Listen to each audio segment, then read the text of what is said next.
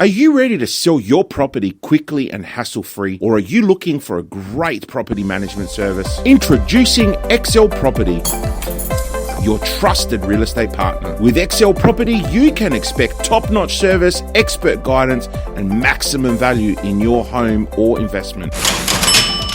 Sell smarter, sell faster with XSELL Property. XSELL Property, your key to a seamless selling and management experience. Visit xselproperty.com.au. Proud sponsor of the Two Blokes in a Pod podcast.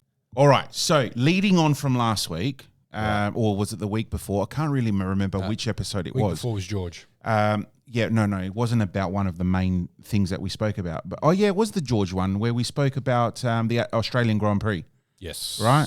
And how fucking bad Danny Ricciardo is, right? Bloke. Yeah. Okay. Feel So sorry for him. Danny Ricciardo, He's done. Is he done? He's not getting a seat next year. is he cooked the way a Greek does not like their steak? No, he's done. Yeah, okay. I think so too.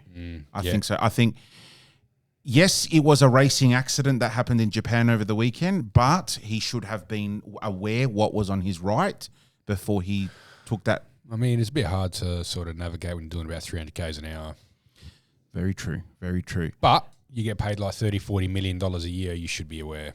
Your reflexes, like, have you seen the little training things that they do for their reflex training? Like, it's just fucking hell, man. Really, I couldn't even do that. Like, I mean, I don't get paid $40 million a year, but, it's crazy. Well, it is what it is. So I just thought I'd open the podcast by just saying that we believe, you've heard it here first, that Danny Ricciardo is done. Yeah. Completely done. I think That so. that could be someone else's differential opinion. I don't know. I was actually speaking to... I will raise this with our guest later on and see what he thinks, because back in the day he used to like Formula One, like The golden era. Yeah, he was a The Benetton Ford fan. Benetton Ford fan. So- When Shuey joined. Oh, shit. Yeah, Okay. we're talking mid-90s. Oh, wow, okay. So I only really started getting into Formula One when Schumacher came back from Mercedes. Oh, wow. So I was a bit of a late bloomer there. Yes. I mean, I used to watch it a little bit here and but don't get me wrong, I was born in 91. So Yeah, there you go. I'm a spring chicken still, Yeah. Even Yeah, though I well, look like, Steve Crossman has said eyes on Oscar Piastri, lads. He's a gun. 100%. 100%. Speaking of, just before you continue, I've still got a bit of Michael Schumacher's tyre. So do I. Serious? Yeah, absolutely. I've got Ayrton Senna's. Oh, come on, man. Why are you Mate, always going to show everyone? You know what? Every year. So my uncle owns the Britannia Hotel, Of course he does. right? He's owned it for years. Of course he Anyway, does. back in the heyday, I would sit on that balcony watching the Formula One, Before Melbourne stole it. right before Melbourne stole it. And my dad would be underneath the balcony cooking sausage sizzle, like Greek-style sausage sizzle. Yeah, none of his Bunnings. Oh, no, Is that the Bunnings snacks are Lucanico? best. Is that what it is? No, it was Lucanico. a sausage sizzle with onions, and instead of tomoto sauce, they had tzatziki. Oh, there you go. Yeah, yeah. It's like a sausage It gyros. was- Fusion, It was boys. great. Yeah, fusion. Yeah. Yeah. Now, just one other thing, right? I think this is definitely something that leads into, well, not leads into, but sort of follows on from last week's podcast episode. So last week we discussed about I scratch your back, you scratch mine, podcast episode title. Yep. So we talked about when you do someone a favor without them asking for it, and then like you don't expect it back, but it'd be nice to sort of be acknowledged with a return favor. So you do expect it. Well, you're not expecting it, but it's like someone expects you to do everything for them, but they will never do anything for you in return. No, it's like what we're saying, not like you expect it back. It's you get put in a particular position where you would, like it'd be better for yourself, but, you do what the right thing is for that other person. And when that person then gets put into like a similar position where for you, like for that other person will be better, but then they'll just be that bit selfish and do what they want for them instead of, oh, you know what, it doesn't really affect me too much, but it would really affect you positively. It'll have a good impact on me. For you. Yeah. Right, and when really for me, it doesn't really fucking matter. They'll just do it for themselves just cause. Even though, like, say, like a week before, I was in the same situation and I thought, you know what, for me it doesn't really matter, but for you, it would benefit you a lot. And they don't do that. It's not like you expect it, but it's like, dude, it was like last week or week before, I was in the exact same situation and it didn't really affect me too much, but for you it was positive. And I thought, you know what, fuck it, whatever. Come on, bro, your true colours are coming out. Yeah. Yeah, you know what I mean? Yeah. So that's what Valandi was just saying. Not that you expect it, Yeah. but it's like, It would be nice. yeah. Yeah. You know? Yeah, like, you know, I'll put this in sort of a perspective. When you first started your business, right? Like, I'm not talking XSELL, I'm talking before that, right? When you started your brand as Andrew Kyriacou. Okay, so when Right. So 2011. I offered you and I said, hey, do you want me to help you with your website or some of your marketing materials and all that? And you said, hey, you know what you're doing. That'd be a great idea. Thank you. You actually Right. did the website, didn't you? The first Andrew Kyriacou one. Yeah, that's right. The andrewkyriacou.com. Okay, yeah. I still hold rights to that website, by the way, and the name, but that's okay. We'll discuss it later. Talk about Bounce Entertainment. But what I'm saying is, I did that. I offered to do that for you because you were like, you know, I want to get my name out there and this and that. And I'm like, hey, why don't we put a website together? And I helped you with that. I never expected anything out of that or anything in return. What you did in return was, you know, not expected, but it was a big gratitude. It was like, you know, hey, you did that for me. Thank you. Here's something in return. Or what can I help you with? Well, didn't I get you that other agent in Queensland? You did his website. Correct. Do you remember that? Yeah. You marketed me out to other people. Yeah. Yeah. So Say something nice. But he wasn't looking for it. no, I wasn't. But It that was was just just something I did out of love and respect. But You I know, it's just think- like, hey, I know how to do it. But I think, look, a person is defined by how they respond to a Correct. situation. And I think when we share the same values or whatever it is, it's going to come out somewhere, somehow. Correct. In those Correct. future examples. So where I was going with this is obviously, you know, we use this platform, we use this podcast to promote. I guess overall, we promote mental health and the fact that we want to raise awareness on this podcast that mental health illness is a very big and serious problem, not just here in Adelaide or Australia, but in the world. We also believe that there's not enough out there to assist those people with mental health, be it non-for-profit organizations or non-government organizations, be it the health system. There's not enough people out there, right, that can support the crippling mental health industry right now. We are putting this podcast on week in, week out to promote and to raise awareness.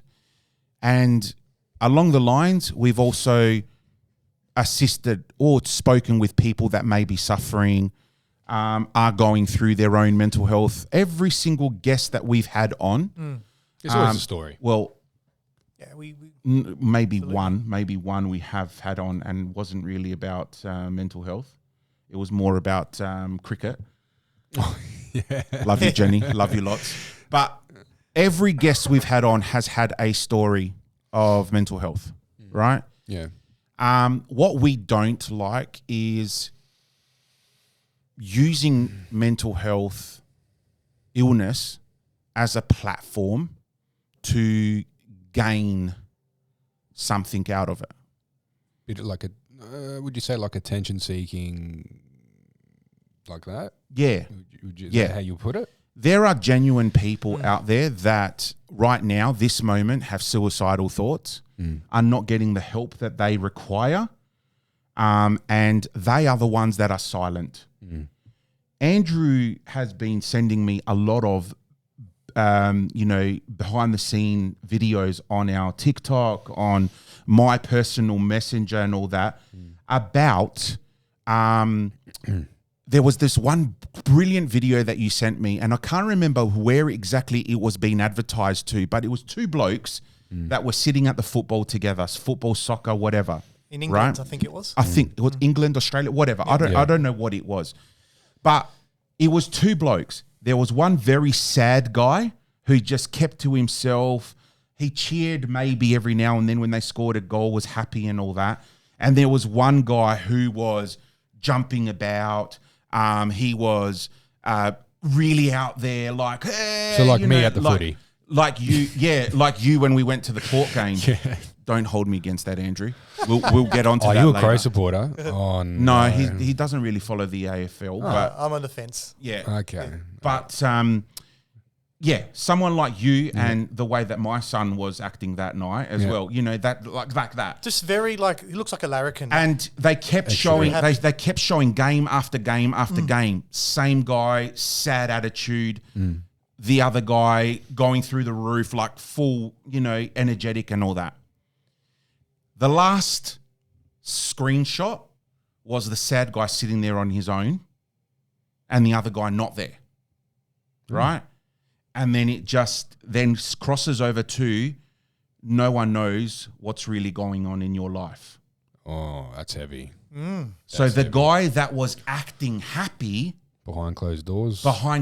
wasn't and committed suicide. Oh, jeez. So that's what I'm saying. It's the ones that you don't know are suffering, not the ones that go out there and parade the fact that they are not well in their head. It's the ones that are silent that are suffering, and they're the ones that need to be picked up by the system. You hear that all the time, like, you know, when you hear about suicide and you're like, oh, fuck, man, really? Jeez, like like you never would have thought. You never would have thought, oh, it's that person. Or you never would, like, it's always. Like famous people like Robin Williams. Robin Williams. I was fucking devastated when, like, because growing up, man, he had all these movies like Aladdin as well, like, you know, Genie, and just growing up and like Mrs. Doubtfire and This is Doubtfire. yes, right. So it's just like, fuck, he played such a happy guy on in movies and TV shows and all that sort of stuff. But even his interviews, Stamati. Even his interviews were like always upbeat, everything, and then bang, gone. So Mummy Dearest has made a comment here where she says, the ones that hurt the most almost laugh the loudest. And that is exactly spot on. They laugh the loudest to cover the fact that they are hurting the most. Oh, yeah. Right? And I've been through that patch where everyone knows Valandi as that happy, bubbly character, right? Oh, the big teddy bear. But yeah, the big teddy bear, that's right. And, you know, during my dark time, where I never really got to that point of thinking really, really bad thoughts, but I was dark. I still acted like myself on the outside.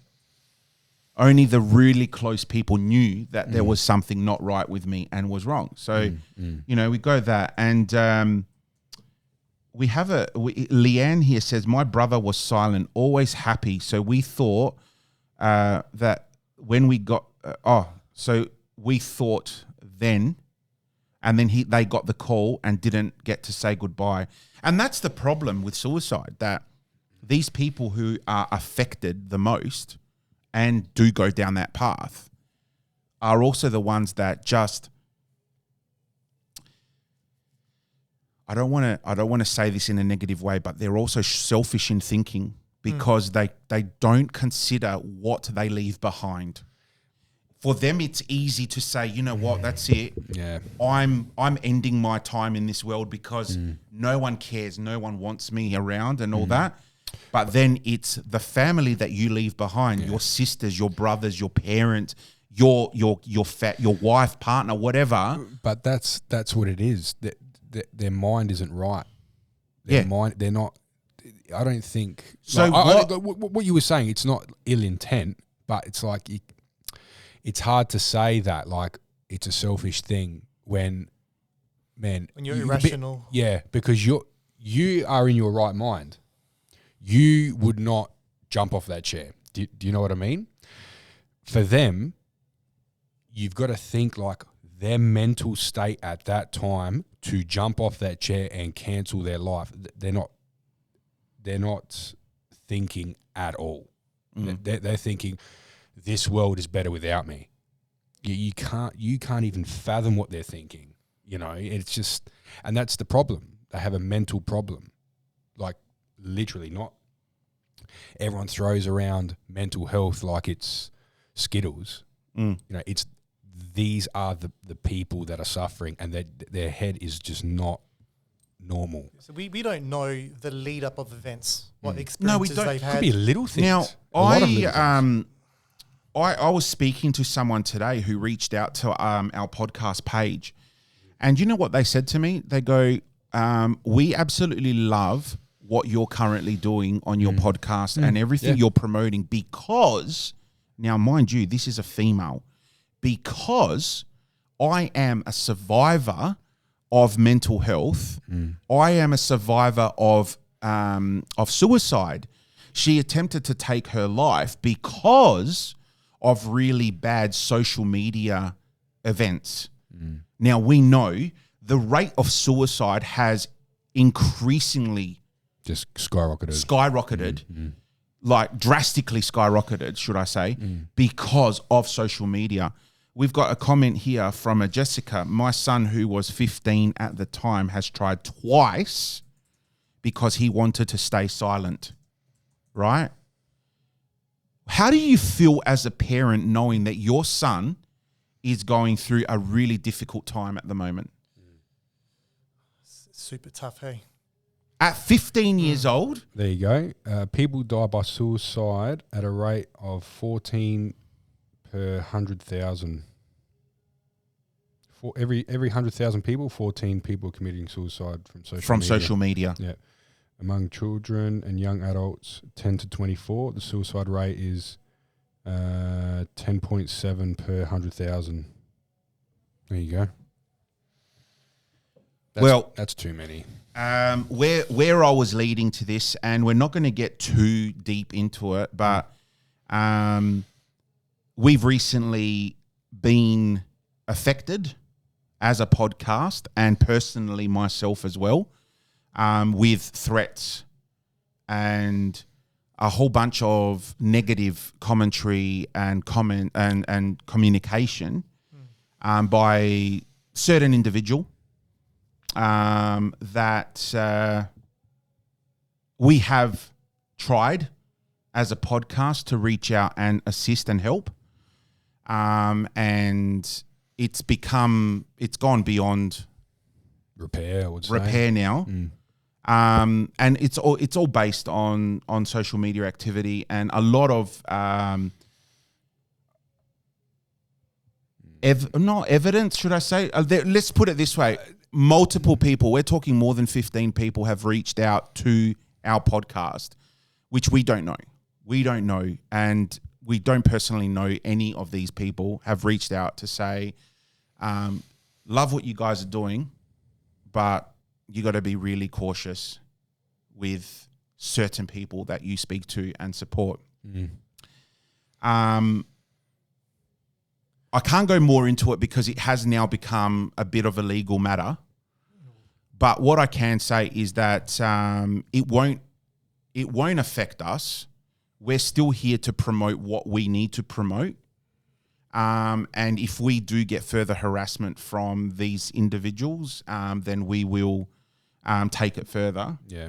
Like, well, saying to Valandi on the way here, it's like you always try and do that, what we were saying before, that right thing by these people, and sometimes just shoots you in the foot. But then that can't stop you from continuing to be that nice person or people.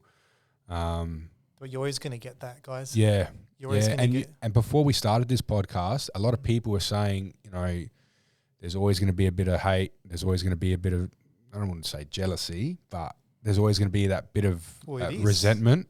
It is jealousy. Yeah. And just be careful. And then, like, when we started it, it was well, you started it first, and then I jumped on later. Didn't see any of that, and because your intentions are pure, like you're honestly trying to do the right thing, and like I could say for like me as a person, I'll always, and even my wife says it, you do it too much. Like I'll always try and help. I'll always, and then sometimes that sacrifices your own family time. But I always just feel like you always got to help someone because you don't know like where they're at. So, and that sort of resonates into this podcast. You always try and do that bit. It takes me back to why we started this podcast, right? We started this podcast purely to raise awareness that there is not enough out there for men's mental health. But I think we've now branched into a territory where there's not enough for mental health in general. Yeah, everyone. Men and women. Yes, we're a blokes podcast. And yes, we support all blokes issues. But we also support the fact that there is not enough out there for mental health. And you don't have to just have a dick in between your legs to be experiencing mental health illness. I mean, one topic that I really try and avoid talking about purely because it involves a lot of my day work, but domestic violence. Yeah. You think about the women who are affected by domestic violence, right? You think about them and then you think to yourself,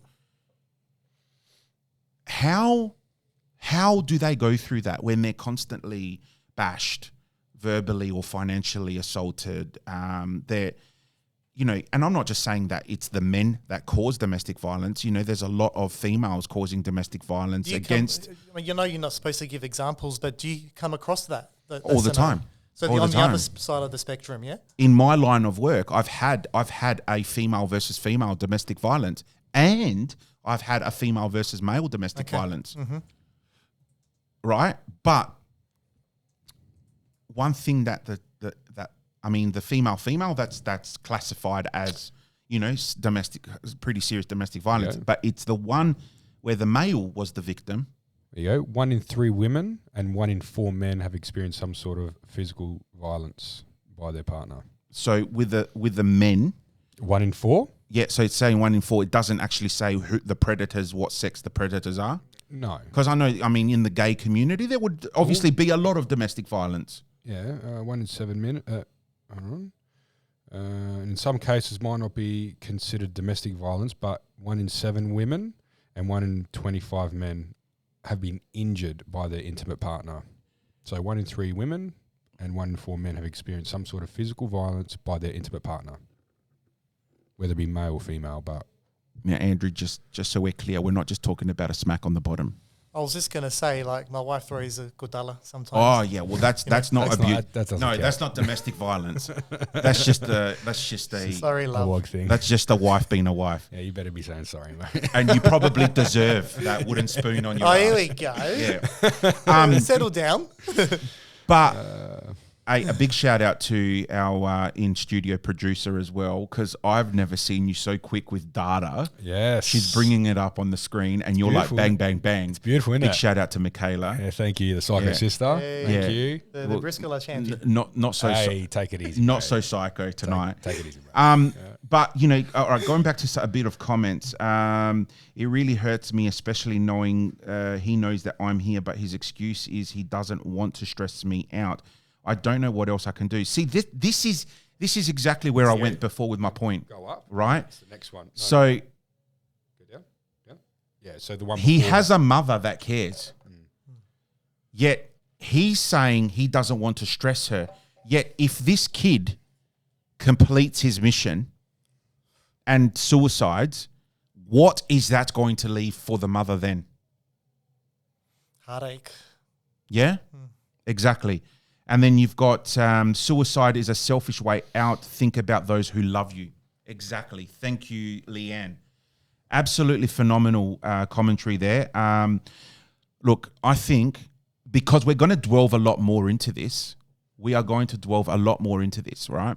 Yeah. And the reason I say that is because one of the reasons why I've invited Andrew onto the podcast is purely he's been through similar situations, not the suicide things, but the social media side of things. So Of course. let's get this rolling. This is Two Blokes in a Pod. Hey, what is that? The podcast where, well, it's a bit of this, a bit of that, I don't understand. just blokey laughs and blokey chats. Okay. Whatever it is, let's get started.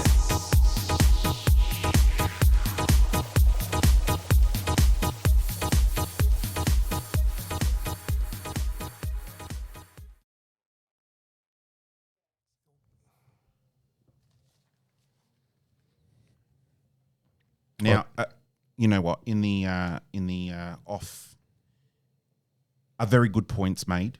Mm-hmm. So when I mentioned before the word, and some people have commented it too, the word selfish. Yeah. Right. I wasn't saying that it's selfish. The person has done it. Mm-hmm. It's frowned upon as a selfish act. Yeah. It's frowned upon. Not the person that's doing it is not thinking that at all. They're not thinking Not in the right about mind. anyone else or themselves. They're just thinking about just ending their problem. Yeah. Right? I'm not calling that selfish because the person is mentally unwell. Yeah. And with mental illness, you don't think straight. Absolutely not. Right? Well, you're not thinking straight. But it is looked upon from the outside as a selfish act. Well, I remember when I was in high school. I remember when I was in year 8, there was a suicide. Year 9, there was a suicide. Year 10, there was a suicide. And then when I was in year 11, another person from another school committed suicide. And I, obviously young and, Can we just have the stats on suicide in high school? Yeah. And then at that time, I'm thinking, because I remember when when I was in year 8, they had a suicide. Like the school sort of gave us just a complete, just hang out with your mates all day, cancelled all lessons and all that sort of stuff. And at that time, again, I'm 13 years old. Right? I'm thinking it's just such a selfish act to do. And then you sort of learn about it later, Here we go. More than, no? So the reason why I asked for that data, right, is because pre-social media, there was what we called the OG, the original bullying. Yeah, it's at Right. school and it's done. So majority of that. Okay, so more than 350 young people aged between 18 and 24 take their own lives every year. Okay. Sorry? Yeah. Yeah. So, yeah, it would stop at school. But 77 deaths between. In high school. Yeah. 77 deaths. Yeah. That's, wow. In between, what did you say? Between 15 and 17. What year? 15 and 17. Oh, 2015 to 2017. Oh, Within what time? within a frame? year, time within a period? time. Oh, within 1 year. 1 year, 77 deaths within 1 year. Wow. That's huge. And look, just again, commenting to Patricia, I don't think selfish is the right terminology to use. I completely agree. Oh, yeah. But we're not trying to say that anyway, I've explained it. I'm not going to explain it again. Yeah. It's just the outside would People that be you left looking behind. at. Yeah, people that you left behind would be thinking that. I'm not saying that they're blaming the person, but they would be thinking that, right? But then Anyway. like, you're like, you say, it was a family member of yours, and then you're thinking, fuck, what could I have done? How did I not see this coming? All that sort of stuff. It's just, it fucks with your mind, the people that get left behind. Yeah. It's like, what could I have done differently? Is it something I said? Is it something, whatever? It's just, whatever. That's it. Anyway. Now, let's introduce our guest, who it's probably past his bedtime now. I know he's on a really Mate, I Tight. can't believe I'm awake. tight routine. 30 minutes in and now we're introducing a guest? Well, look, I would have introduced him a lot earlier, but he started interacting with us right from the word go. He doesn't know the format, does he? Obviously not. No, but you know what? I love it. The interaction's been great so far, and the input has been fantastic. But, ladies and gentlemen, everyone that's listening, this is Andrew Kyriacou of XSELL Real Estate. Now, I'm going to talk to you as Andrew Kyriacou. Obviously, XSELL Real Estate is one of our sponsors of the podcast, and we thought great opportunity to bring you on. One, to talk about XSELL and everything that you guys do, and your beautiful team that runs an absolute Toy ship. yeah. And thanks for the cameras. and Happy snaps. Yeah, that's it, mate. and then I obviously want to talk to you as Andrew, and you know your hard times, because we've been friends for a very, very long time. 20-something. Geez, 89. What's that? 1989. Before you were Born. You were in a hard iron still, mate. Yeah. Wow. Well, that's over 30. That's right. 91 is 32 years ago. There you go. 33 years ago. Yeah. More than 20. Wow. So something. more than 30 years More ago. than 30 years We've been ago. friends for more than 30 years, to the point where we became very good friends. I started at the beginning of reception. He started mid-year. And second week in, we became friends. We were separated by the teachers every start of the term. Every term. Every term. Apparently, sit next I to was too disruptive. There we go. Jonathan's on 35 years. He says another Kubaro, and we've all been mates for 35 years. Yeah, I know. 35 years. Long time, man. Too long, some would say. Yeah, less for murder, mate. Mind Yeah, you, when I first started podcasting, Jonathan was my co-host. We had a podcast called The Toilet Trash Project. Right? The Toilet Trash Project. And we would talk a lot about shit. That was a pure shit show. Yeah, shit show. Yeah, no pun intended there. Yeah. How long did that last? I don't know, probably 4 episodes. But Andrew, welcome onto the podcast. No, thanks for having me, guys, and proud sponsor. You guys are doing a brilliant thing, so keep it up. Mate. Thank you. And, you know, I know you get really involved with community events and different organizations and all that through your work and all that, but you're also a very community-minded person through, you know, whether it be, you know, the Greek community, church, and a lot of the Greek festivals and all that happen around the place. Yep. Also, you know, your beautiful wife, part of the Filipino community, you get involved in that too. You get involved in the Indian stuff as well, you know, because of, you know, Pudgy. staff and all that. So talk to us about, you know, your origins in what you're doing, and, you know, a little bit about yourself. Cool, guys. So, as you already know, I've known you for 35 years and Stamati for 35 minutes. 35 seconds, and it's Nearly 35 33 minutes. Oh, there you go. 33 minutes. Bloody hell, mate. Nice to meet you. Yeah, likewise, mate. Yeah, it's bloody good weather today as well. Is it 69 degrees Fahrenheit? Yeah, around there. Is it around that? Yeah. So it's a good weather. But anyway, if we go back Old school joke. yeah, some personal jokes may happen or may not. That's through, all right. through the. I mean, this is a guy that has a really bad faulty knee, you know what I mean? So, Yeah. you know, he's good. Just, you know, all this, it's too many sports. But anyway, so look, I think we had our school journey together. Look, to be honest, we mucked around a lot, didn't we? We a lot of free time, the common room. We used to bludge class, didn't we? Sorry, yeah. Kyriacou, if you're looking and listening to this, I'm so sorry about that. But I was one of those students that in the last second, I would study for the last night and just pass. That's just all of us, isn't it? That's what I used to do. Literally like on the buzzer, fade away, J, boom. Yeah. He studied the night before. I studied an hour before. Okay, that's literally, right? I mean, and then what happened that after high school, we went to TAFE together, didn't we? Yeah. No, we went to SABIT.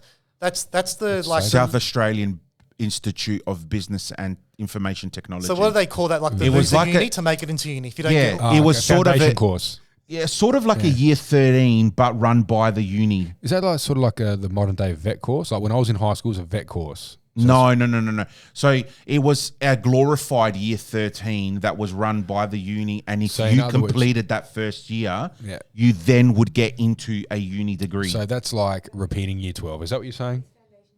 Foundation studies. There we go. We studies. foundation our studies, but we didn't bloody finish that too, Yeah. didn't we? So that was like, you get your taste of freedom. I think you may have spoken about this before. You get out there. I learned how to play pool and I became very good at that. That would suggest because I spent more time in the pool bar than in the bloody lectures. Ah, beautiful. And I've never met any person in the history of uni that's ever got kicked out of a lecture room. Do you want to? Except Yeah, you. Is that Of right? course. Yes, you have me. yeah. That's what. Do you know why? hello. Okay. Do you know why I got kicked out of a lecture? Tell me. You will crack yourself up I laughing. had to mention this. All right. So we had this really strict Indian teacher for statistics, right? The lecture was statistics, or the lesson. And there got this time where everyone was pretty rowdy because it was a uni lecture room, but at the same time it was sort of like TAFE or foundation studies, whatever It was a smaller group. whatever kids call it these days. And it got to the point where things got rowdy and she just lost her shit and said, right, okay, that's it.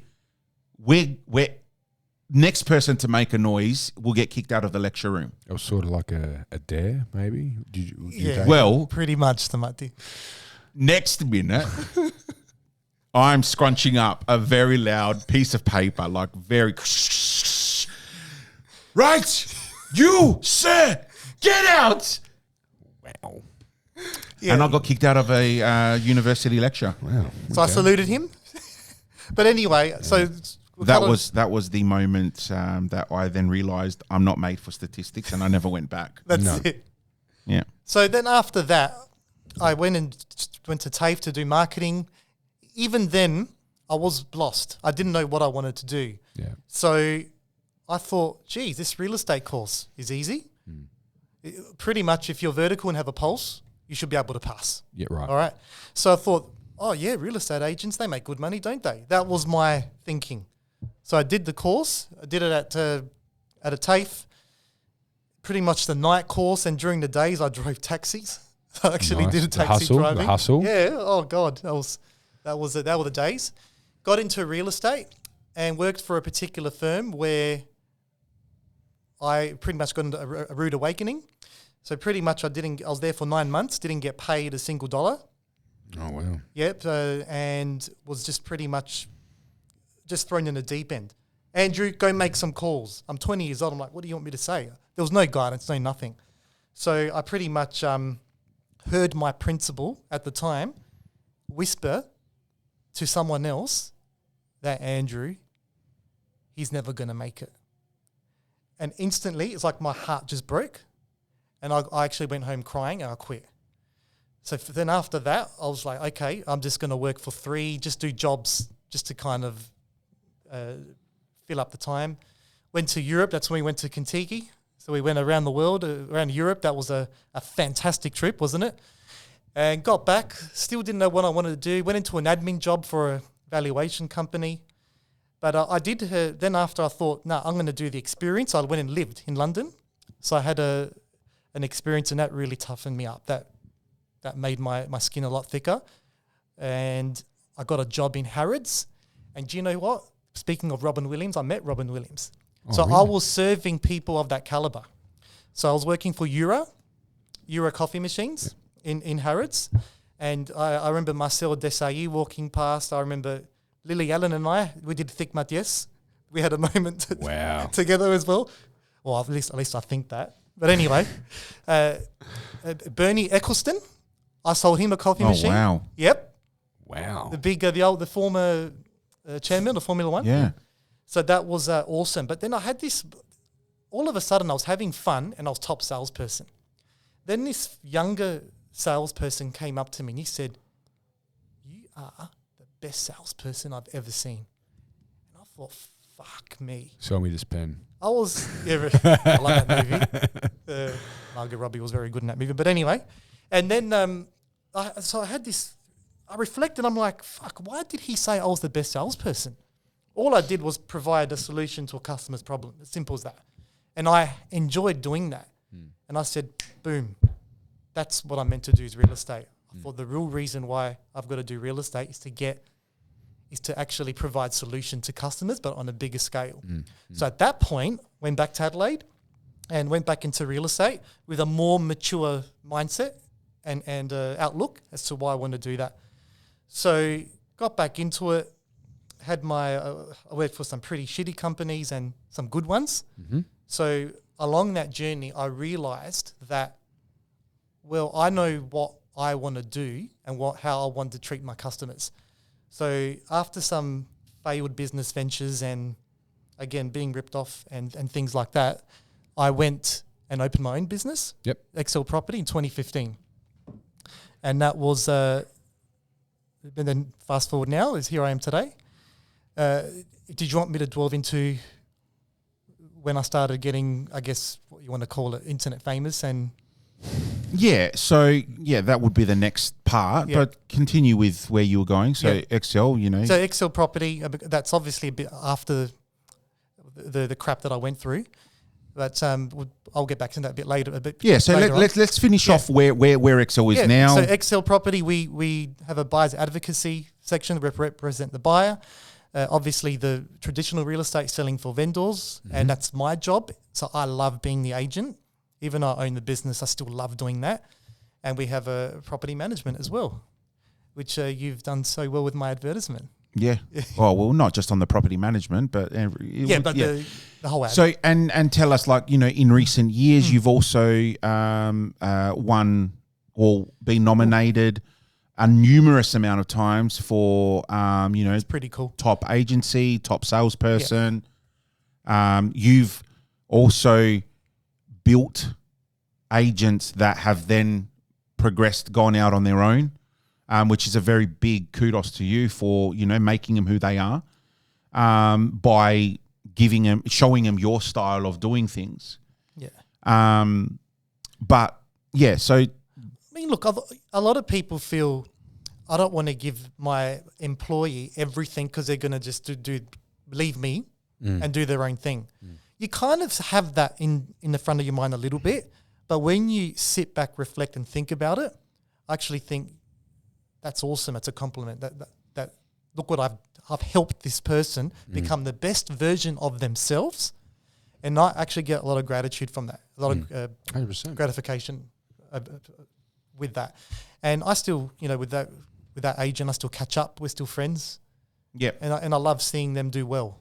That's good. That's because otherwise that you're just going to be bitter. And if you're bitter and you're feeling this inside of you, you're never good. Then you're not going to be at your best. That's right. Aren't you? Yeah. But, you know, where I was going is, you know, that person or these people were just students, just like you once were. Yeah, correct. You know, and now you're the sensei, and all of a sudden, you know, a lot of Daniel sons happening. Yeah, the Daniel son becomes the sensei themselves. Yeah, so it's a pretty cool journey. It's a massive step in your and you know what, like going back from when you were first starting, this guy's never going to make it. That's a killer, like just, you know. Right, and you know there, what, those same people that made that comment would be looking at you going, oh shit, well, I was wrong. Oh yeah, well. Bit of satisfaction. You'd think anyway. Yeah, probably. But it was from then to now. I look back and I say, I'm so proud. It just shows you that anyone can do it. I'm no one special. I'm not super smart or anything. You just have a plan, you implement, and okay. Tell me now, with running your own business, being a family man as well, tell me now the pressures of the work-life balance, especially in your field, because you don't just work 9 to 5. You work like 7 a.m. till whatever you can, whatever at night. When the client needs you. Exactly. Like you want to go see after hours, isn't it? It is, yeah. I'm jealous of Dolly Parton, guys. What's that? Working 9 to 5. Yeah, no. Yeah. None of that. No karaoke? No, all right. No, as in 9 to 5 does not exist if you own your own business. That's definitely doesn't happen. And when I was, you know what's interesting? When I was first started, because when you first start, you've just got to take everything you can. If the client says 100%. this, jump how high. A lot of ass kissing. Yeah. Oh, absolutely. And maybe How many- maybe the odd licking as well. Yeah, that's right. That's right. Going to licking, how many dog kennels were you asked to sell? Oh, geez, plenty, man. Yeah. Look, there's you've got to do that. But when the good thing with my industry, well, with any business, if you put plans in place, outsource certain things, have good systems, and most important, a good team around you that can allow you to leverage time to an extent. And that's what I've done. It's taken me a very long time to do that. So when I was single back in the day, I could get home at 9 p.m. sometimes. But it didn't really matter. You know, I was living at home, whatever. Who cares? Yeah. Do you know what I mean? I'd work 7 days like a dog. But now that I've got a lot of clients that come back to me, developers, past clients, and these people know my flow. We have an understanding, and in a way they follow my system because they trust me. Yeah. So it'll work around my schedule, if that makes sense. Yep. So these days, I've got a family. I've got a beautiful little daughter. So I'm not home. I get home 6 o'clock most nights now. Perfect. Thursdays, I don't do any appointments. I work from home. I take my daughter swimming lessons in the morning. Yep. And Sundays, I don't work at all. And Saturdays I'm working all day. That's my game day. Mm-hmm.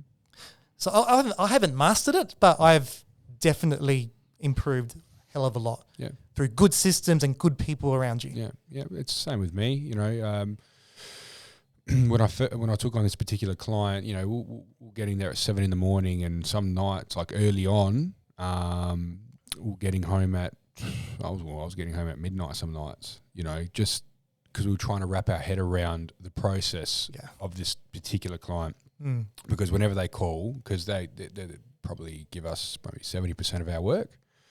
So when they call, you got to go. Yep. And that's it. And it's still like that. But P.S. now, If you ever need a painter, I Don't know call a me. bloke. yeah, it's not me. Don't call Stamati. No, I know don't. another bloke. Yeah. Does he use what's it called? Dulux. Don't say Dulux? deluxe. No, Dulux. no. He uses solar. Oh, I'm there, mate. Solar? Solver. And this guy. No. Well, it's actually Bunnings brand. No. You know, my daughter does a good job. Does she? Yeah. Finger painting. Yeah. Yeah. Jonathan says, if you have the right process, the results will follow. 100%. Yeah, it results, and I guess the most important thing is a lot of people think how it was done is the only way, but that's not true. There's new ways that you can look at things, and I'm always 100%. open-minded, which has allowed me to get some not where I want to be, but some good work-life balance. Yep. Yeah.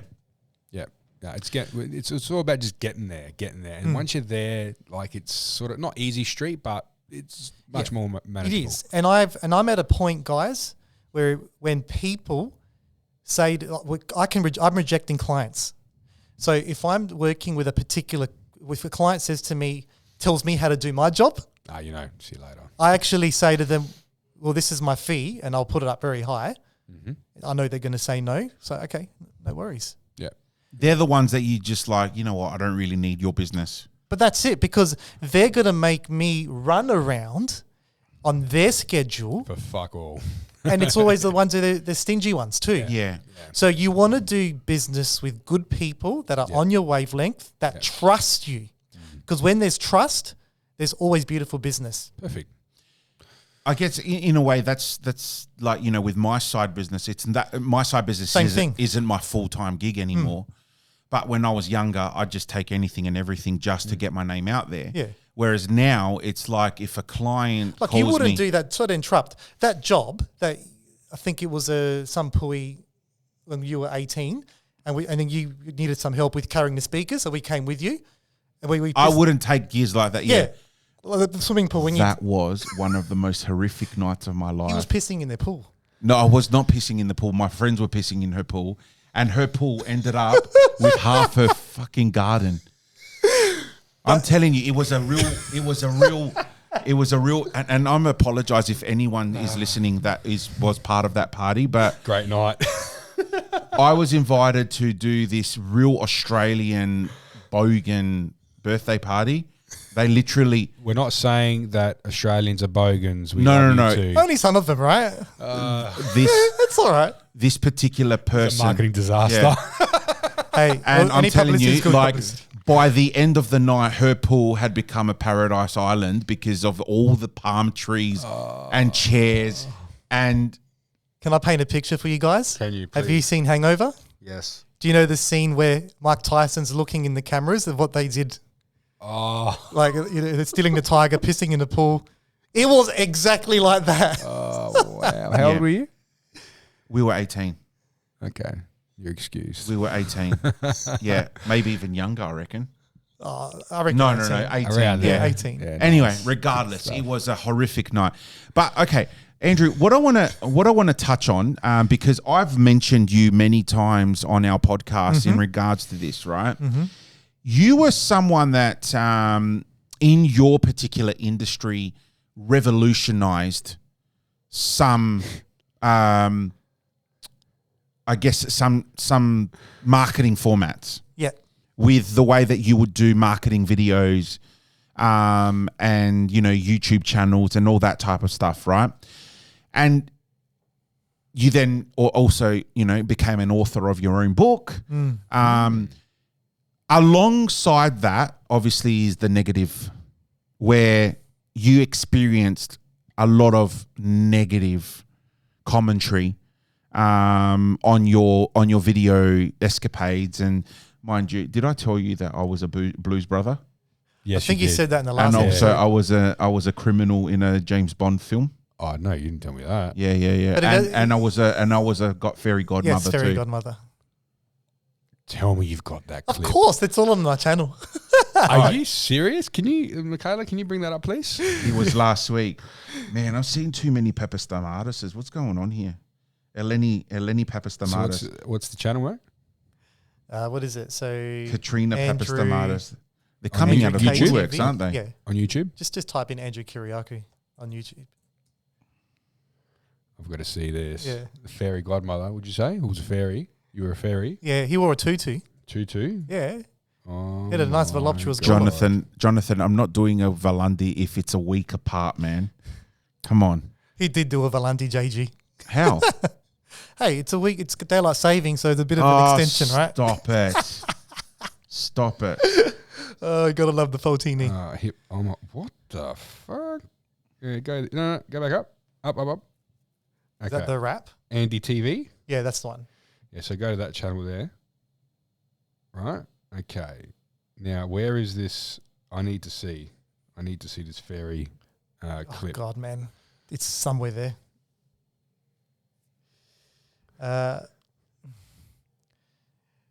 I know it was in Prospect, Regency Road, Videos. Yeah. somewhere in 2000 and oh God, man, Jeez, how many videos you got up here? 12, plenty. I can see that. As Oh, our there's ma- a Mortal Kombat. That's one of my favorite as ones. our major sponsor. Like, I should really, look into his videos. Anyway, yeah, we're using up a lot of podcast time, but you He can. just doesn't want me to see it. No, I'm happy for you to see it because it's there. It's like it's on display, but you can see it in your own time, and let me know how your good times go. But where I was going is obviously you in SA at least you were a bit of a revolutionist when it came to marketing a property and not just doing what they do, today in property videos, but actually putting a bit of a skit on, a bit of a funny side to the property. And people weren't taking that lightly. They were actually seeing it going, oh, what the hell's this bloke doing and all that. And I remember reading some of the comments. They weren't nice at all. No. How did that affect you with your well-being and, with your, obviously you continued with your passion because here you are today. But how did that affect you at the time? Because I remember having conversations with you about it at the time, but I was young, we were young, it's like, how the hell do you cope with stuff like that? I wasn't copying it, so I didn't know what it was all about. But then reading it, I'm like, knowing the way that you think after being friends for so long, I could tell it was affecting you. So how did you feel at the time? Yeah, so rewind back to 2012, and I was 1 year into as a real estate agent on my own, not my own business, but a business within a business. And I was so enthusiastic. I was pumped at my prime, wanting to really make a name of myself. So for me, I looked at real estate agents as people who classify them as, the same sort of category. Whereas, in a recent survey, prostitutes are actually more trustworthy than real estate agents. So I thought, you know what can I do to liven that up and make things lighthearted, not so serious? Yep. So with a bit of collaboration, I came up with some ideas, and I thought, you know what? When I get a listing, I'm not going to just do a boring video and say, hello, welcome to blah, blah, blah, blah prospect. Come, let's have a look at this house. I thought, why don't I make a theme of it, have a bit of fun, Take the piss a bit. create a bit of engagement, Yep. and it will get so when I meet people that come through the open inspection, I'm not this real estate agent that's going to try and rip you off. It's more about, you're that video guy, you're that funny fucker, aren't you? You know what I mean? Like that kind of thing. So I started doing, so for an example, I might dress up as Batman and showcase the property. I'll have Valandi come and we'll be the Blues Brothers, but saying, oi, this has got ducted reverse cycle air conditioning. Sweet. Shit Whatever. like that, In character, selling the property, or I'll do a rap. Yeah. Well, I did one of my popular videos, made it to Sunrise. So I was interviewed on Sunrise, where I did a whole Michael Bublé sing and dance. Mate, the camera made me look like I could dance, but I'm telling you that's not the truth. Oh, wow. So I guess Definitely where can't sing. where I can barely do the Zorba, Yeah. But He was the worst Greek dancer I've ever met. Yeah. Ever met. Come on, mate. But I think, was it the rapping the rap video? video. So I did a rap video, and in Ridge Haven, and all of a sudden, Channel 10 got a rap of it. They interviewed me. Then people just started sharing the shit on Facebook out of the video. And this was not, and the YouTube was getting organically 40,000 views. And back at that time, without me doing any spending on marketing, it was all just organic. I started to think, wow, what the hell's going on here? Started to read the comments. Some of them was like, I remember saying, I think I've just caught AIDS. One of them was, why don't you just die? Things like that. And it was, I'm starting to feel a little bit about just getting flashbacks. I did not know how to take that. And what was very interesting, that what gave me a bit of, I guess some people were on my side, there were people commenting on those negative comments, people that I maybe played soccer with 20 years ago. And I don't really talk to them, but they were saying, give the guy a break. He's only, that was nice getting those few little positive comments, but the negative ones, I remember that first day that it happened, I was just looking at the comments. I was obsessed, absolutely obsessed. Refresh. What am I going to do? Do I take the video down? And I was thinking about not only taking it down, but just stop doing videos altogether. What if people think I'm a clown? Am I really that shit? Maybe I am. I started believing this shit. Maybe I'm not a good real estate agent. This started creeping up into my psyche. Yeah. And I think without even me realizing, I tried to ignore it for a little bit, and I started like going for a run or just doing things that to fill up the time. But I think that was part of the solution. Yeah.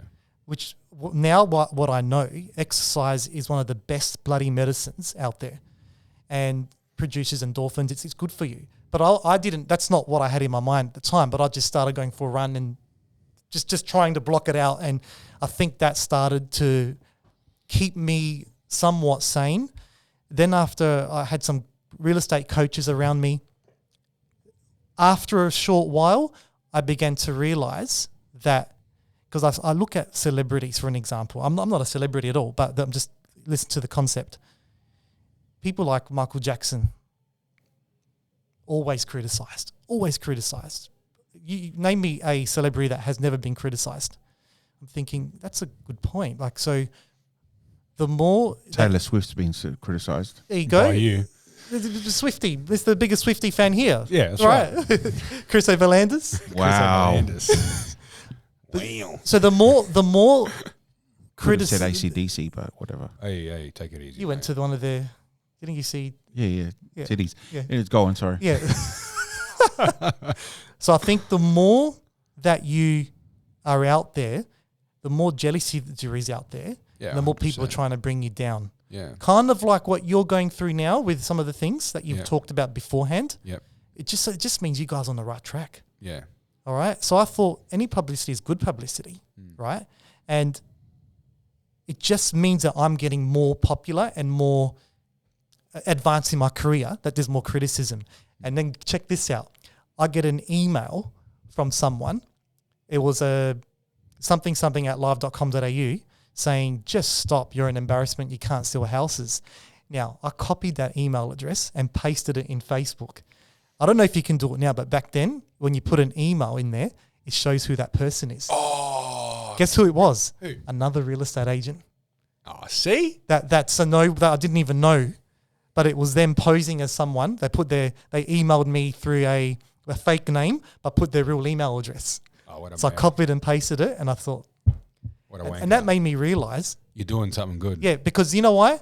They're too scared to do what I do, try something new and daring, Yep. and they're jealous. Yep.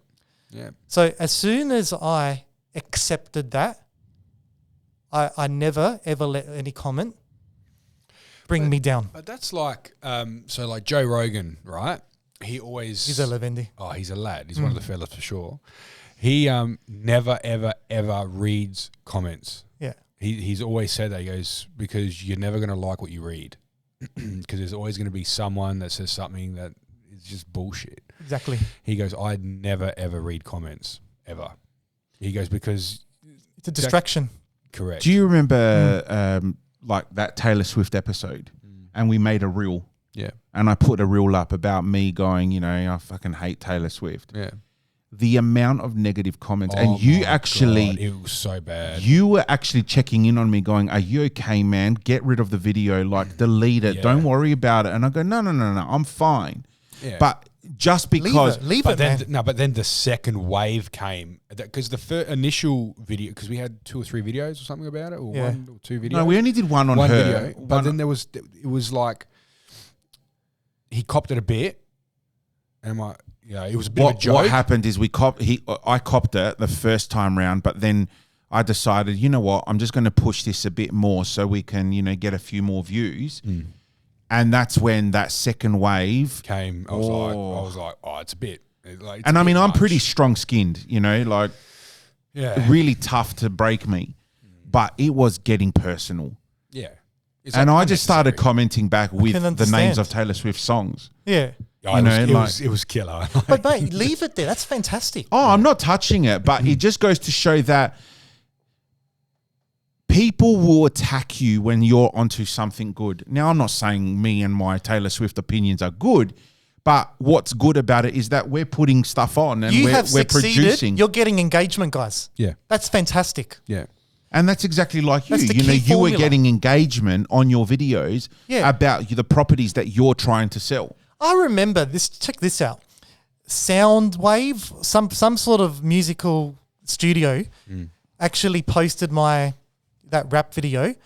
There were people thinking I was actually trying to rap. I'm like, guys, this is a stupid real estate video. Yeah. Oh, his tone is shit. He's Hang on. using audio like this and that. I'm Wait, like, your single was on Napster? Napster. Napster. Yeah. How long ago was this? Video? LimeWire. Oh my! How long ago was this? I don't know. It was a 2012, I think. Don't you remember Well, Napster? Yeah, I Napster do, but I wasn't don't- around then. The illegal downloader for music. Yeah. Napster wasn't in 2012. Don't worry, I'm Stamati. going to argue You know with what? DJ. I can't- You're You bloody. can't. you're You can't bloody- argue you're with the just, DJ. You're just very young-minded. No, so So I had people, I had people criticizing my actual rapping style. I was like, dude, so just hilarious. But then, you know what came after that, guys? People calling me wanting appraisals. Yep. What? How good is that? So that really helped market myself, irrespective if it's negative or not, because there's always going to be keyboard warriors, but there are people watching that are just not commenting. They're thinking, gee, that guy's different. I might give him a call. And that's the way you just got to look at it. And even now, I do TikTok videos. And we did this one thing 2 weeks ago about taking the piss out of like tenants being dodgy or something. Yeah. You should have seen all these people. Oh, well, if landlords would do this, blah, blah, blah. All Slumlords. Yeah. And I was like, and then my assistant does all the TikToks. Goes, Andrew, what do we do here? I go, leave it. Just reply back and say, oh, well, we better just take the piss back. But not just be like a semi-smart ass, if that makes sense. Yeah. Yeah, you have to, because again, there's always going to be, like I said, there's always going to be someone saying shit, and it's just What Joe said is right. Just don't read it. Do not read your comments. I read it, but I move on straight away. Very quickly. So these experiences, they toughen you up. Like challenges is what stretches us. Yeah. I'm trying to find one of your TikTok videos. I just want to go back. Napster closed down in 2001. Hey, Mikala, when did Napster close? Okay. 2001. All right, whatever. But LimeWire was the shit. Maybe it was LimeWire. LimeWire, BearShare. Remember BearShare? Well, what about ICQ? I see. Okay, that's before my time, mate. ICQ. I was just Messenger. Oh my god. You remember the ICQ? Yes. No, ICQ. I never used ICQ. I used Messenger. How many years younger than you is Michaela? How old are you? 27. 5. Okay. So you would have no idea what ICQ is. No. ICQ was before Messenger. Were you on Messenger? MSN. MSN. Wogstar69. Greek_legend_91@hotmail.com. Hey, big shout out to Yanni and friends. He's an avid follower and watching us live.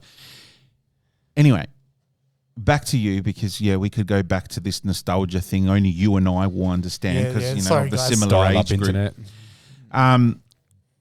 Dial-up internet. GK at Did someone use the home phone?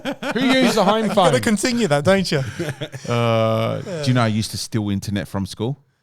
Because I'd know the logins at school and I'd use it. I'd use it at home. That's Because it was just a matter of putting the web address, the email address, and the password in. I Hey, wish I was that that's smart. theft. It is theft. It's not possession theft. is 9. It's not theft. It was like taking a pen from your stationery cabinet at work. It's there for you to use. That is also theft. It's all good leaving that. Anyway, I've lost track. we cracked him. We did. I've lost train of. Hey, do you like our t-shirts? Yeah, they're pretty good. Yeah. Good segue, mate. Yeah. That's it. These are going to be on sale on our yes. website. Two Blokes in the Pod very soon. So Yes. keep an eye out. They come in black and in white, and in all sizes as well. Yeah. So whoever wants one, just DM us and we'll get them sorted. I was supposed to call today. I forgot. So you just want people to slide into your DM. Slide into the DMs. Yeah, just slip it in, yeah. That's it, mate. Slide into the DMs. I'm married, ladies. You know.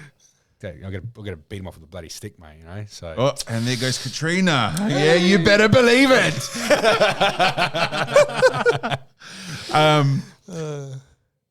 So obviously that I'm actually looking for. I'm like, did she write that? And Michaela's like, no, she didn't write anything. No, she doesn't. But she will. She will. So obviously, that was your. I guess in a way that was your break point, where you're like, shit, where am I going wrong? What am I doing? But then it was a very quick turnaround to go, hey, hang on a second. What I am doing might not be liked by people, and they're just gutless behind the screen warriors. And hey, I'm actually getting a little bit of business success out of it. I had the right people around me Yeah, like as well. So the right people telling me, well, actually giving me these examples about, hey, look at the people that are doing well in their lives. They always get slandered. So I thought, geez, I must be on the right spot. Maybe they're right. You're doing something that they're not, and what they're doing isn't working, and what you're doing is working. Yeah. So what makes Whatever. them feel better? Putting me Giving down. you shit. Yeah, Correct. right. Yeah. So that was, it took me probably a week. It wasn't that long, but those first few days, I remember even quitting. I actually thought about quitting being in real estate. Purely from these comments. Absolutely. Yeah. Oh, please die. Like, okay, it sounds like, but when you're reading that at the time, it's like, do these people really hate me? Like, what have I done? I'm only trying to have some fun here. It was a really tough time. It was a really, really tough time. Yeah. Yeah. So moving down the path, then you obviously continued the videos, and they became bigger and better. You got a little bit of a production crew behind you, professional little outfit, and they started importing with ideas as well. We collaborated very well. How did that? Media. Then they at one stage they were running your video, your YouTube page, and all that for you. Yeah, they were. We Perspective Media, they're champions. So I don't do too many videos these days. I've achieved what I've wanted to, if that makes sense. We just do the TikTok videos and things like that, more generic stuff, but not really for selling properties. But there's Perspective Media, like I say, I've mentioned before, having good people around you, which helped me get out of this little slump that I was in. The same thing goes with anything you do in life, in business, partnerships, your team, your colleagues. If you've got a good team that you just gel with, this magic happens. It was so much fun with these guys. You remember? Effortless. It's fucking brilliant, man. Effortless. And just your best work comes out when there's so much flow, and then that trust and that fun, the synergy that you have together. So yeah, we had See that? We've got a good flow. Yeah, we got a good flow. Yeah, that's it. It's effortless. The bromance. That's it. It's Two blokes and a bromance. All right, cool. That's the slogan. So we did some pretty cool ones, man. And then again, I went on the news again several times. Today, tonight, Frank Pangello interviewed me, and they were all quite positive. Did you ever have a chat with Koshi as well? Yeah, that was on Sunrise. Sunrise, yeah. Yeah. Okay, yeah. That was shit scary. That's live, because when you're doing interviews on the news, it's not live, so it's just pre-recorded. This is live, so you should be shitting yourself. Yeah, can you smell that? He's well used to it now. Yeah. Talking about that, Kieran Davison's on saying the best podcast in Australia. He's gonna be coming back on soon, surely. Yes, he is. So Kieran is like the guru. Yeah. Wasn't he your favourite swimmer? Not Kieran Perkins, dickhead. Oh, fuck. Sorry, man. Fuck. Not Kieran Perkins. Because you used to have his milk, remember? God, Kieran's actually going to make a reel out of that. You would have sucked the milk out of his tits if you could. I would. So there was a period in school where I would only drink pure Light Start. That was the only milk I would drink because I thought it would make me into Kieran Perkins. I was a very avid swimmer when I was a kid. Very avid He even swimmer. beat Katarina Helmus. He knows not. He does not know who that is. You know the swimmers I know? Tell me, Susie Ian O'Neill. Thorpe. Who? Susie O'Neill. Oh yeah, Susie. What? Isn't it Susie O'Neill? No, I know Ian Thorpe. Go on. And Just Michael looking over at Phelps. your screen. That's it. I know he's like just the best long distance swimmer ever. Do you remember that Atlanta? Olympics? It was at Atlanta Olympics, Yeah. 1994, 96. 1996 Olympics. I was at Greek school, right? Yeah. And I course you actually stopped. I stopped the teacher and I said, Kyria, can I please go watch the 1500 meter race? And what did she say? Kieran Perkins is on right now. Was that Kyria Ioana or Vasilio? No, I think it was Kyria Maria. Yeah. Apparently her and Dombro hooked up. Yes, correct. Anyway, so I asked her, can I please go and watch the race?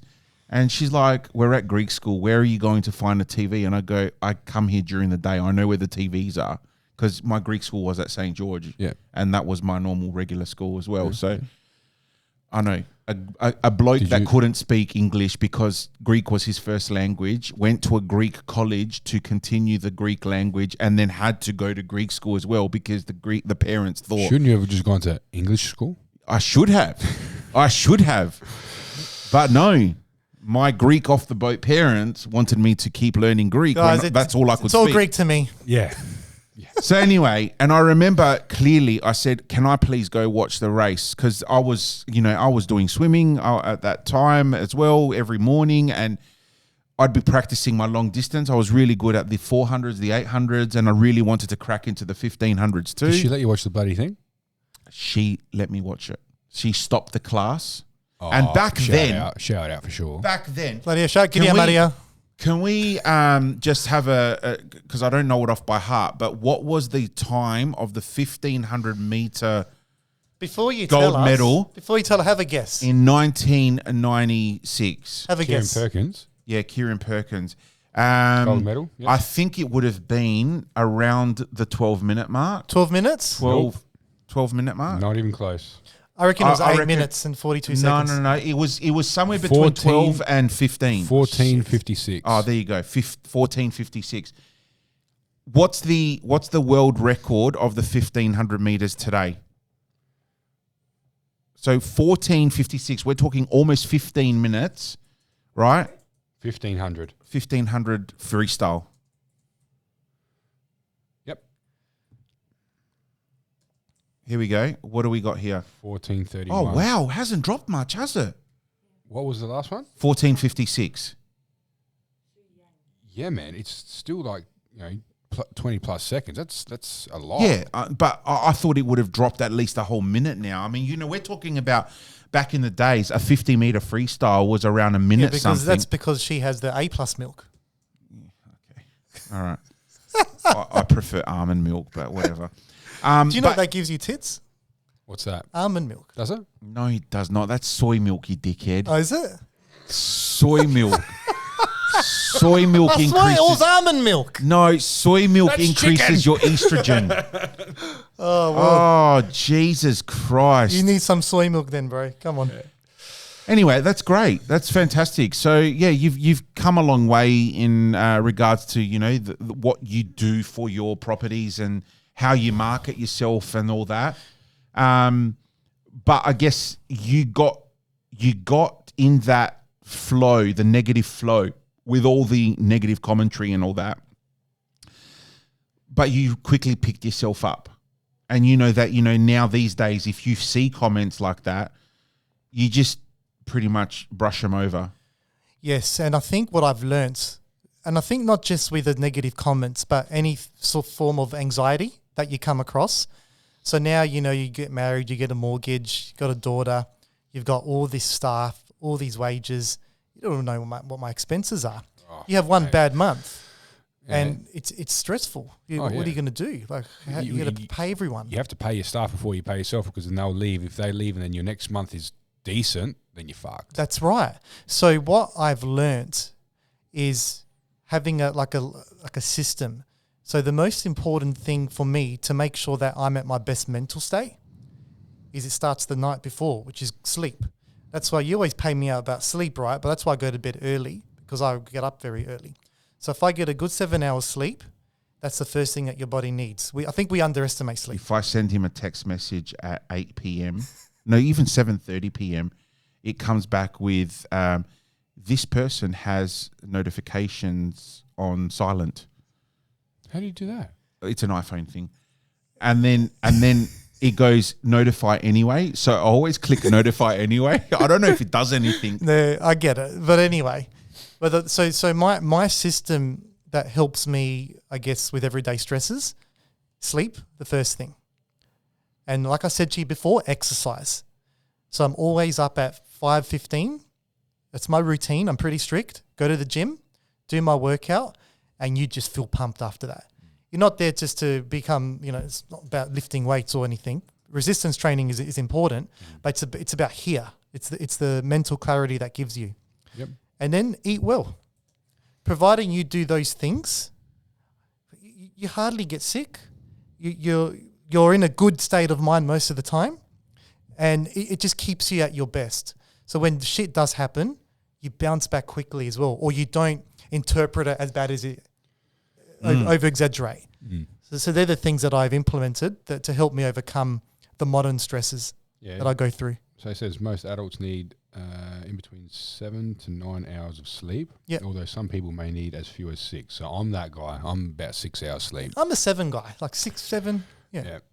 Yeah, 6 hours. I feel like if I sleep any longer, then I don't know, I feel a bit groggy. Yep. So 6 is probably the sweet spot for me. You know, ideally, guys, if you can get up without an alarm clock. Yeah, I'll wake up Yeah? without an alarm clock. I have an alarm clock, but I'm usually up 5 minutes before my alarm goes off. That means you've had the exact amount of sleep that you need. Okay. And that's perfect. Yeah. Because usually if you're sleeping and you wake up from the alarm clock, you're not fucking ready to wake up. It means you still need to sleep. I normally just wake up from a neurotic dream, but whatever. Do you want to further elaborate? It's quite a difficult situation. Or should I say quite a hard situation?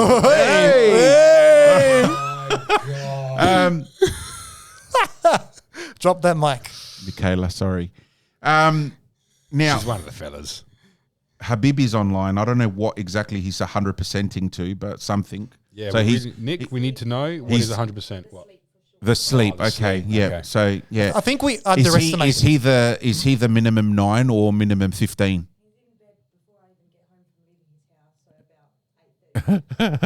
Hey, well, the guy's a good bloke. In bed before she even gets to the home. All right, Yeah. there you go. Yeah, There you go. I think we underestimate it. That's all. 100%. Oh, look, I definitely know that I function better with a good night's sleep. You know, it's just hands down. And, you know, I have some very late nights with the line of work that I do on the weekends. My Sundays are completely screwed. I get home really late. I have to then get up early to prepare, help the wife prepare the boys with soccer and then go coach and spend the whole day with the boys. Because, like I said, Sunday is my day where I don't work and I spend it with the family. But yeah, you know, just it's important. It's very important. And I know that if I have a couple back-to-back nights of late nights, I end up getting run down. You do. That's my point, And, man. you know, like I just, That's my point. So with all these stresses that happen, if you just do those basic fundamentals, diet, exercise, sleep, you'll be running at your best version of yourself and you'll be able to tackle issues better than you would otherwise, and you're more resilient. Now, listen to this for a physical routine, right? This is Andrew's physical routine. Monday, Tuesday, Wednesday, gym sessions early in the morning around 5 o'clock. Wednesday, he does karate. Is that Thursday night? Thursday So night. you would kick ass. Sorry, so you're Wednesday saying? you're at the gym. I do all right. So Thursday night he does karate. What belt are you? Blue. Blue belt. Okay, that's good. That's good. Okay, there you go. Fridays is your rest day. Fridays, because I do a lot of networking business, so I don't do any physical activity. All right, so walking. And then Saturday, he's obviously on his feet all day long because of opens and stuff like that. But I do running in the morning. And then Sunday, frappe at Diaspora. And then futsal. Oh, yeah, and futsal. Play futsal. Yeah. Bravo. Yeah. Well done. But- That's but He I- was previously a star striker for the Navarino Gunners. Is that right? My God, 2003. Is that right? That's Do you 2 years remember- after Napster closed. That was... It was, wasn't it? and ICQ. But... yeah, but that's the thing. Like, I want to be the dad. This is what motivates me. I want to be the dad that so energetic for Lucia. That's my daughter. I want to be able to lift her up and just keep up with her until her her later years as much as I can. Yep. And that's and be there for her and not yawn and not be tired. You know, do you guys hear me? Yeah, you do it for yourself. You do it for your kids, because it's not your kids' fault. And I'm guilty of this, but it's not your kids' fault that you're tired from work, because they're coming home from school and they're ready to go.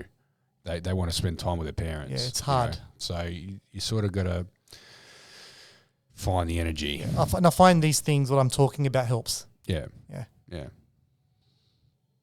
Apparently, Roberto, you know Roberto. Roberto? Escobar.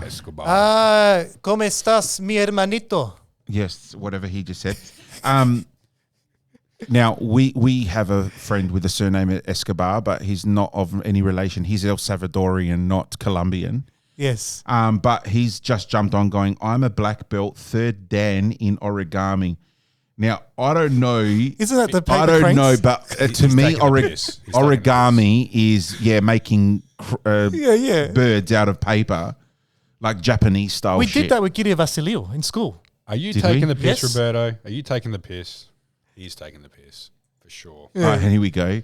We've got Michaela. Oh, it's actually a martial arts form. Oh, he's not taking the piss. He's not taking the piss. Black belt in origami is a joke reference to one skill in origami.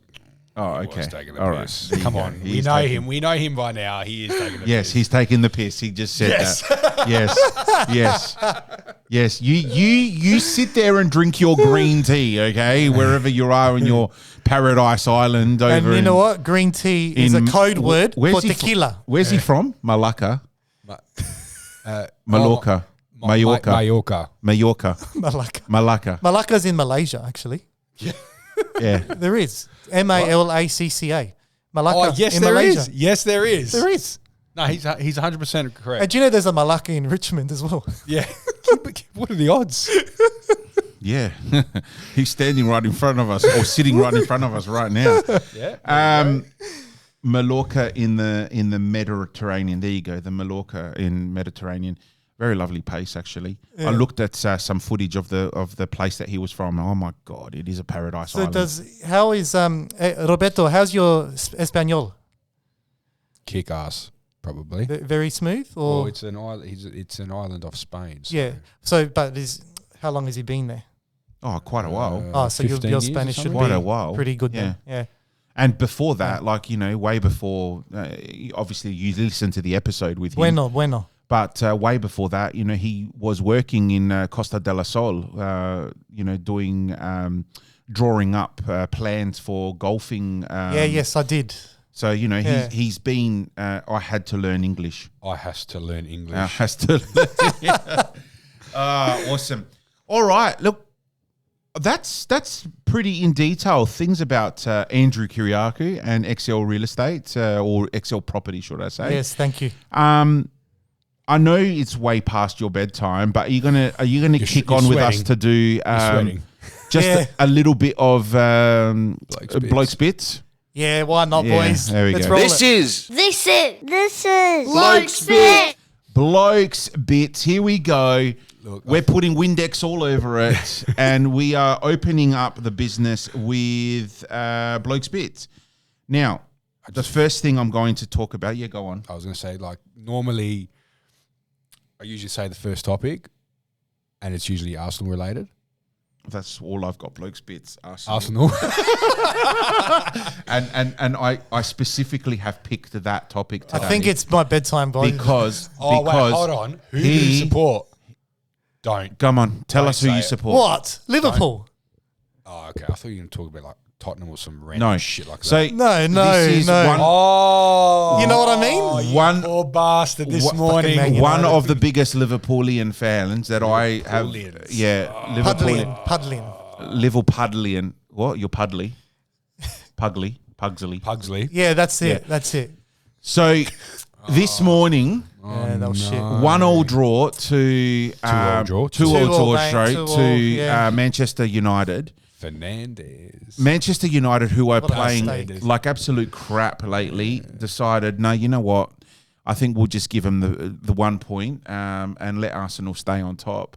Thanks for that. Man. And he rang me, You're and so welcome. Andrew rang me this morning to say, I'm just confirming the podcast tonight, everything, this and that. And I said, how are you feeling this morning? His comment was, What did I say? from what I saw, there was more chances on the Liverpool side and all that. Typical Liverpool comment, but Whatever. I my don't think I said that, but anyway. my thing was, so you didn't get up to watch the game. Of course he didn't. And this is a Liverpool fan right here. You know, He Well- did not wake up to watch the game You know- because beauty sleep is Exactly. more important.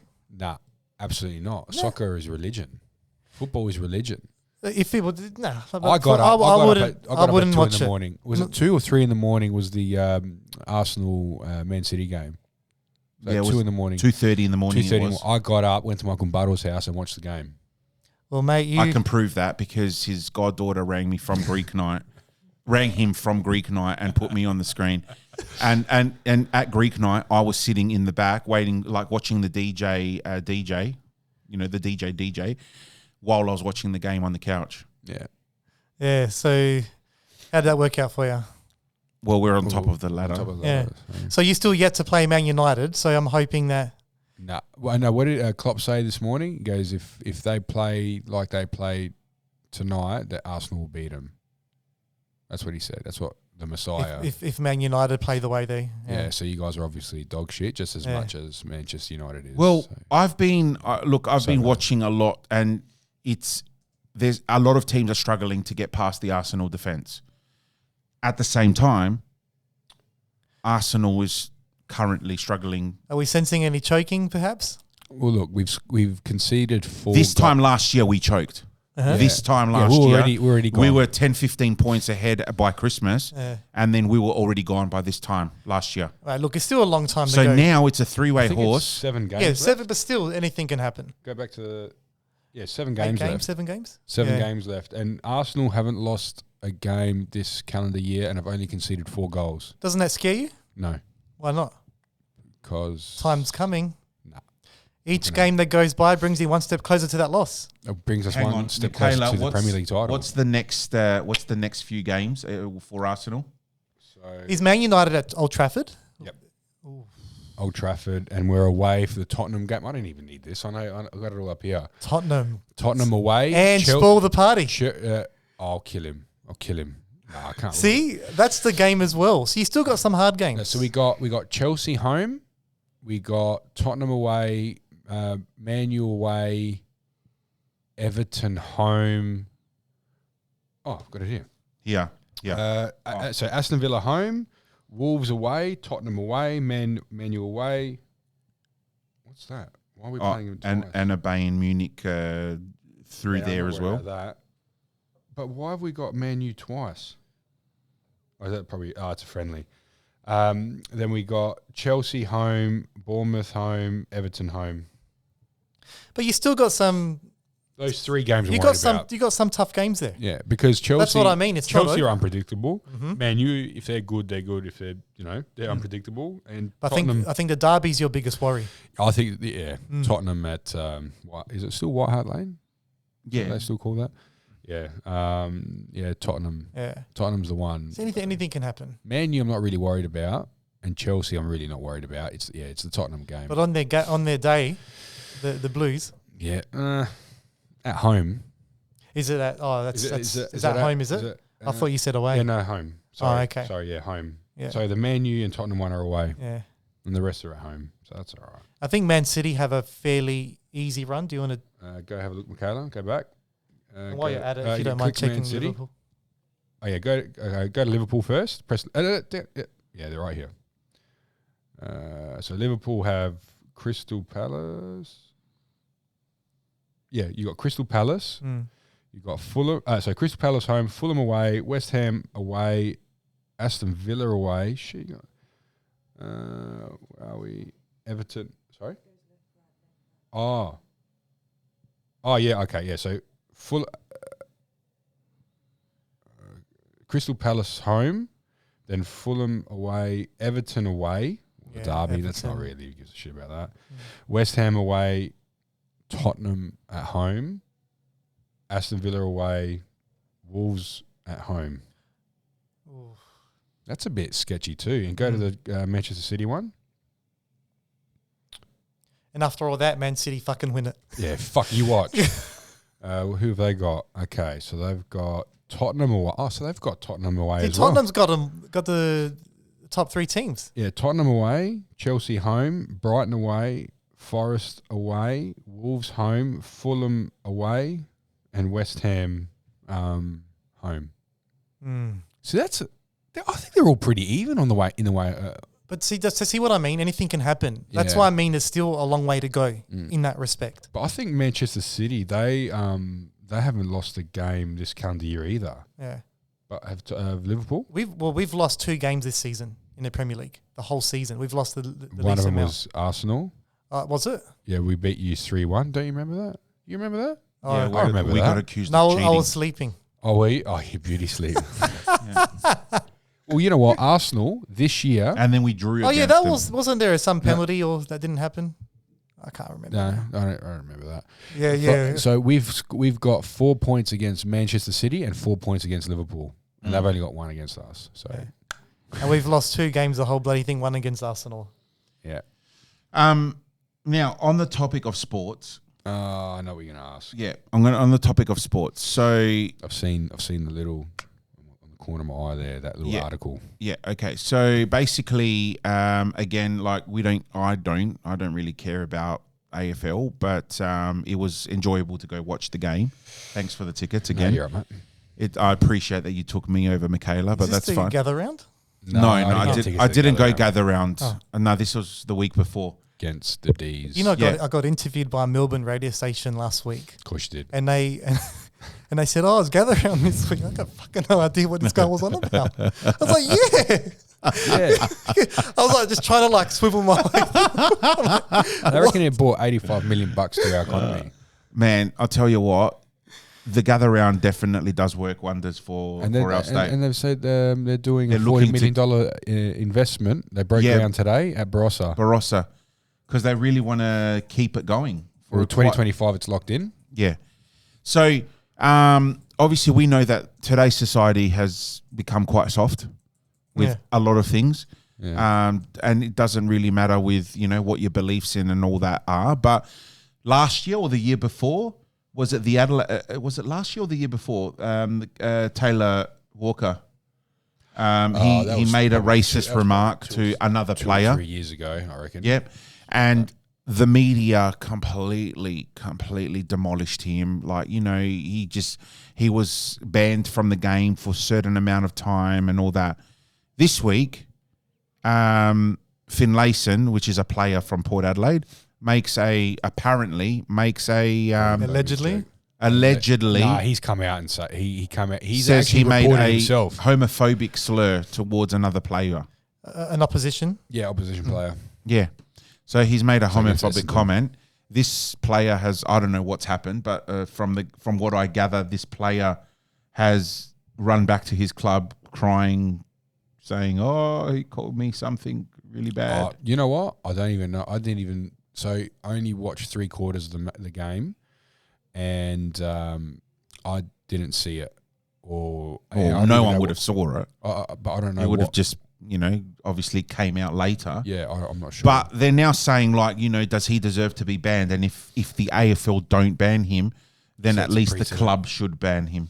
yeah, well, But- he came out and he reported himself. I think So I don't get it. But if you come out on your own, you're going to get less lenient. Yeah. Yeah, But, like, was it that bad? I mean, come on. When I used to, be in school sports and all these other things, even social sports, man, futsal, for example, you call the other person something like, Okay, so he used.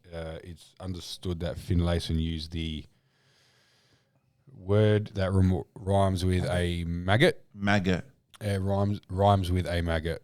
In Okay, a homophobic yeah, okay. slur. So he called someone a maggot with an F. Yes. Yeah, okay.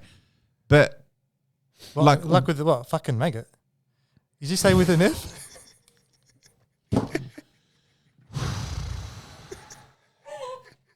it's okay. He's a sponsor. Yeah, we're just really just going to put up with this for another 5 minutes or so. Okay. Guys, you got to understand that Andrew is way past his bedtime and His he's brain's quite not delirious and functioning tired right now. No, He's so still confused. so Yeah, I said F and maggot. yeah, Yeah. that's right. That's not what he said. No, that's Oh, not, it wasn't. No, that's not what he said. Everyone can say fuck so, and so fucking. he's taking the piss. He's taking the Yeah, piss. Okay. he is. all right. He is. Yes. Like back in school, I would say, you got to pick up pick up the banana. And he goes, what? You fucked Ileana? Oh, you're that guy. Oh, you're that guy. Okay. Yeah, but what about you? Mrs. Cadis is pregnant. Yeah, but she looked quite wide. Shit. God bless her. Great teacher. Great teacher. Loved her to death. Sorry, JG, I know that's your nuna. Wow, we're gonna wrap this up. Yeah, we do, but we do. No, but like what I was saying is, even today in sports, in social sports especially, man, come on. Like we even call our own teammates certain words and abuse them in certain ways. I think it's different if it's in your own club and then. Yeah, but like I remember a few years ago I came and played a couple games of futsal with you. I was crap at it. Never got invited back. But like we would throw slurs at everyone, and they would throw it back as well. Like I don't know. A bit of sledging's all right. Like throw them off the hard game a little bit. Yeah. Harder generation, I guess. Now it's just very soft, isn't it? Yeah. You can't fail this person. You can't. All right, just to finish us off. Yes. So just to finish the podcast off, and Roberto has come on the podcast very, very late. But he's saying if you are suffering from such bad depression that you want to end it all, it's not your fault. That's exactly right. We're not saying it was, it's the individual's fault. And we're not calling them weak or blaming them for doing it. So you're not thinking. What we're doing is we're blaming the system that there is no help for these people. Of course, it's not the individual's fault. It's no one's fault that they go through mental health illness. No. And from the chats that we had with Roberto, it's an illness. How many times did he say, just life got really hard and he thought about it. Yeah. So anyway, Andrew, thank you very much. It's been an absolute pleasure having you on the podcast. Thank you very much, mate. We appreciate everything that you do for our podcast behind the scenes as a sponsor. Oh, you're welcome, But guys. it's also really cool to have you on the podcast to talk in person and to hear your story, share your story with our listeners, where you've come from, what you've gone through, and where you are today. But thank you again. Stamati, any last comments? Yeah. We've recently picked up another sponsor as well. Dulux Inspirations Paint at Seaton. So thanks to the Bolson family there. So we'll get some information from him, and we'll put it to our podcast as well. And Matty, coming on the podcast soon, mate. So we'll have him on. We'll make an ad soon. But it's been really good. It's all these great businesses. Getting traction. These great businesses are coming on board. They're all family to help us with businesses, our mission to raise awareness for mental health. Yep. And again, like it's not just about men anymore. It's just raise awareness for mental health. Beautiful. Yeah. Thanks, guys. Thank you very much. Again, you can follow us on all our socials: Facebook, Instagram, Twitter. I keep saying Twitter, man. YouTube and TikTok. TikTok and YouTube at Two Blokes in a Pod. You can find us on our website, twoblokesinaPod.com. And you can also send us an email, twoblokesinaPod.com @gmail.com for all T-shirt orders. Yes, so We'll be putting up something very, very soon on pricing and all that. Yeah, the next couple of weeks, and we And Roberto, yes, I'll send you one over. Yes, With a big signed photo of us. yeah. And look, guys, all profits are all going to be going. I reckon we should give one to our sponsor too. Yeah, we'll give it. And get him to do some TikTok videos at opens with our T-shirt 100%. Hey, under his really not? slick Caliber jacket over there. Yeah, that's all. Is that Caliber? Or is that like cut came up? Boss legend. Shit. That's my favorite brand, bro. Shit. Sorry. Yeah. So look, and look, all profits from these will be going 100% Absolutely. to our charities. Okay. Yep. So These T-shirts well done, guys. are to raise money yeah. for the funds that we're trying to raise awareness for. Yep. Yeah, beautiful. Thank you very much, guys. Thanks, guys. Been brilliant. Thank you.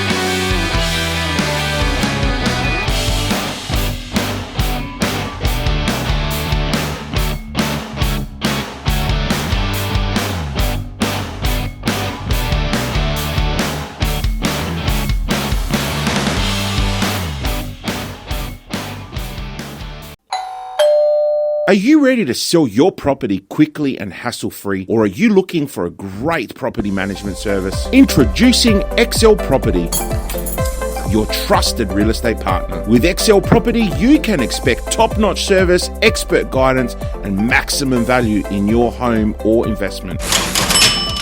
Sell smarter, sell faster with XSELL Property. XSELL Property, your key to a seamless selling and management experience. Visit xsellproperty.com.au, proud sponsor of the Two Blokes in a Pod podcast.